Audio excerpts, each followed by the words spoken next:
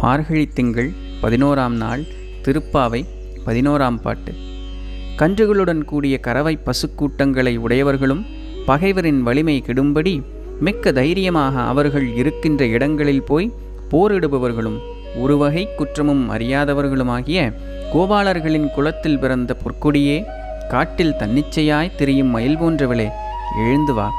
சுற்றத்தாரும் தோழிகளுமாகிய எல்லோரும் உன் முன்வாசலில் வந்து சேர்ந்து கார்மேகக் கண்ணனின் திருநாமத்தை பாட அசையாமலும் பேசாமலும் உறங்குகிறாயே, நீ ஏன் இவ்வாறு செய்கிறாய்?